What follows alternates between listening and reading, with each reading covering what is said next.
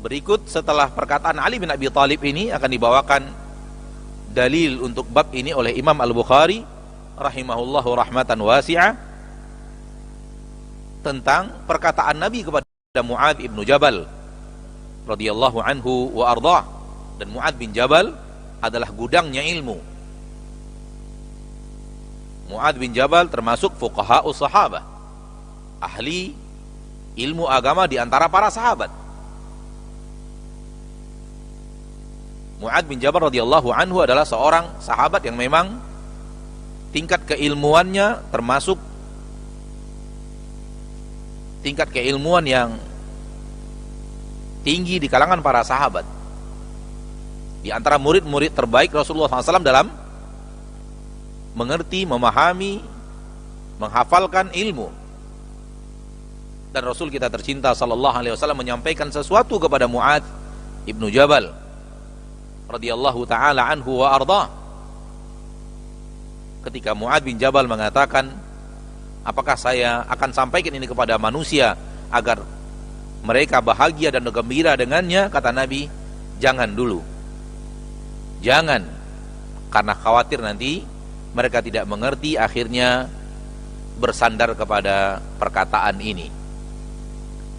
Ma'asyiral muslimin, sekali lagi ini bukanlah bab menyembunyikan ilmu, tapi ini mengundur penyampaian ilmu disebabkan keterbatasan pemahaman murid,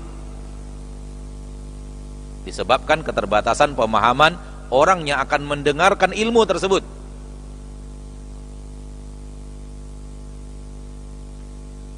Karena yang paling penting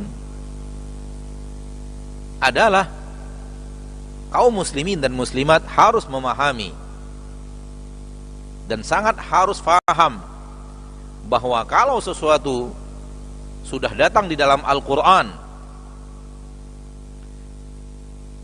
dan sudah datang di dalam hadis yang sahih, maka itu adalah kebenaran, faham kita atau kita tidak faham, mengerti kita atau kita tidak mengerti, bisa kita cerna atau tidak bisa kita cerna. Kalau datang di dalam Al-Quran, kalau datangnya dari Al-Quran atau datangnya dari hadis Nabi SAW yang sahih, maka itu adalah kebenaran yang pasti.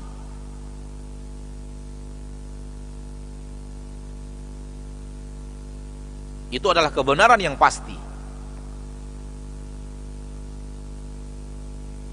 Karena tidak ada kebatilan yang ada di dalam Al-Quran,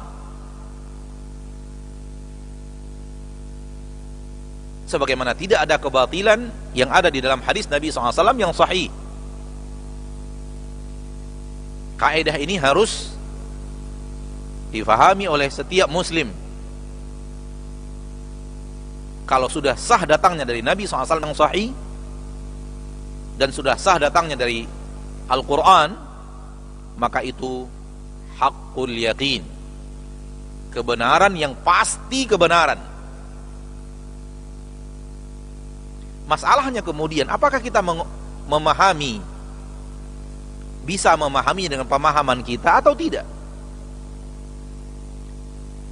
Tentunya yang diinginkan adalah kita memahaminya. Akan tapi di sana ada orang-orang yang memiliki keterbatasan pemahaman, sehingga kalau hal tersebut disampaikan kepadanya, dia tidak akan bisa memahami dengan baik.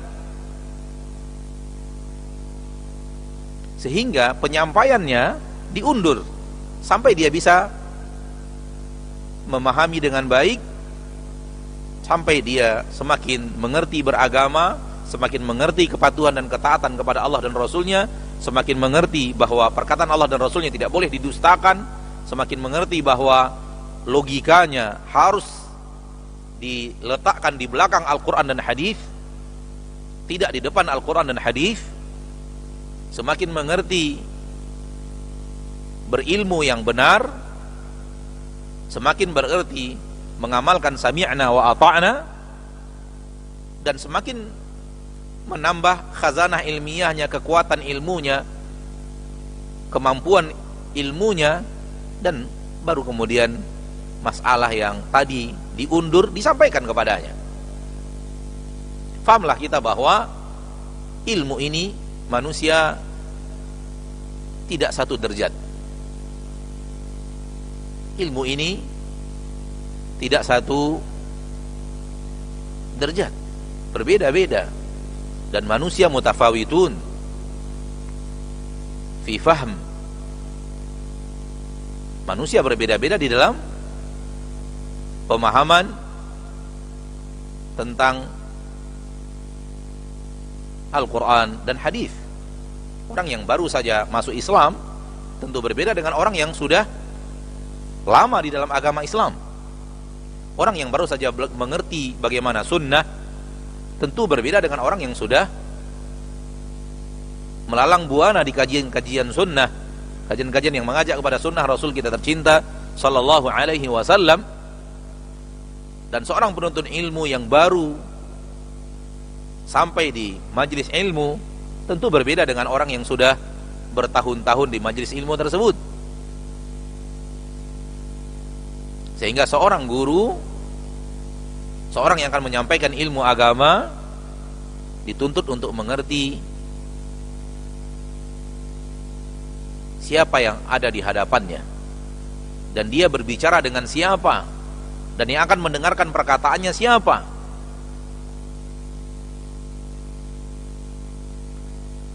Sehingga dengan itu dia sampaikan ilmu sesuai dengan kadar kemampuan murid yang mendengarkan itu darinya. Inilah makna haditsun nasa bima ya'rifun. Sampaikan hadis, sampaikan bahasan agama, pembicaraan agama kepada manusia sesuai dengan kadar kemampuan mereka memahami agama. Dan ini murid Nabi kita tercinta Muhammad sallallahu alaihi wasallam, sekaligus sepupu beliau Ali bin Abi Thalib. Dan Ali bin Abi Thalib termasuk fuqaha'us sahabah, seorang yang ahli fikih, ahli ilmu, yang pemahamannya luar biasa tajam di dalam agama Allah Rabbul Izzati wal Jalalah. Dan itu mendapat pengakuan dari para khulafa'ur rasyidin,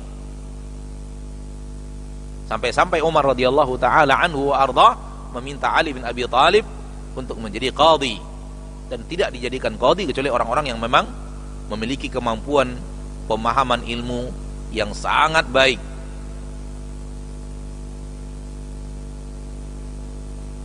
Apa yang dikhawatirkan? Yang dikhawatirkan pemahaman orang yang disampaikan kepadanya kebenaran tidak sampai. Akhirnya dia menolak kebenaran itu. Akhirnya dia menolak kebenaran itu. Terjadilah pendustaan, penolakan terhadap apa yang Allah katakan. Terjadilah pendustaan atau penolakan terhadap apa yang Rasulullah sallallahu alaihi wasallam katakan, sehingga berbahaya untuk murid itu sendiri. Berbahaya untuk murid itu sendiri. Ma'asyiral muslimin, ma'asyiral muslimat, rahimani wa rahimakumullahu jami'an.